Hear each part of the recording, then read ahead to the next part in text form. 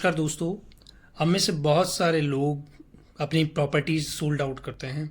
तो ऐसे केस में अगर प्रॉपर्टी कोई भी सोल्ड आउट करता है तो उस पर इनकम टैक्स के प्रोविज़न अप्लाई होते हैं अगर उसकी वैल्यू 50 लाख रुपीज़ से ऊपर है। तो लोग इग्नोर कर देते हैं कि 50 लाख रुपीज़ से ऊपर की प्रॉपर्टी सोल्ड आउट कर दी, किसी भी तरीके का कोई टैक्स नहीं काटा। तो ऐसे केस में क्या होता है, इनकम टैक्स डिपार्टमेंट बाद में आपको नोटिस भेजता है, आपसे टीडीएस कलेक्ट करता है और आप उसके जो बायर है, उस सेलर है, उससे टीडीएस चार्ज नहीं कर पाते।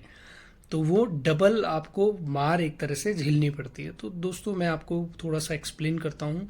टीडीएस का एक प्रोविज़न है सेक्शन 194 IA का, जो कहता है अगर प्रॉपर्टी की वैल्यू 50 लाख रुपीज़ से ऊपर है तो आपको उस प्रॉपर्टी पे 1% का टीडीएस काट के गवर्नमेंट को जमा कराना पड़ेगा।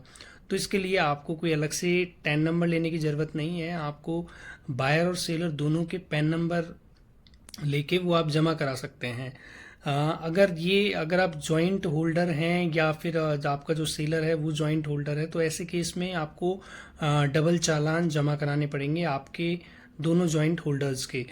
तो इसके अलावा सेकंड क्वेश्चन आता है, अगर जो सेलर है उसका पैन आधार से लिंक नहीं है या वो पैन प्रोवाइड नहीं कराता, तो ऐसे केस में उस पर टीडीएस जो चार्ज होता है वो 20% का टीडीएस चार्ज होगा।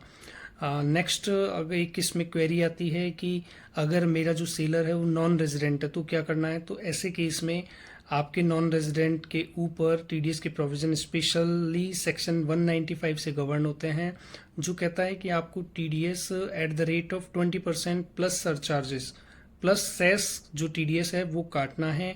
लेकिन जो टीडीएस जो कटेगा वो ओनली कैपिटल गेन वाला जो पोर्शन है ना उसी पे कटेगा, not on full sale consideration. इसके अलावा अगर आपका जो सेलर है वो आपको लोअर डिडक्शन का सर्टिफिकेट दे देता है तो उस लोअर डिडक्शन की रेट से आपको उसका टीडीएस काटना है। थैंक यू दोस्तों।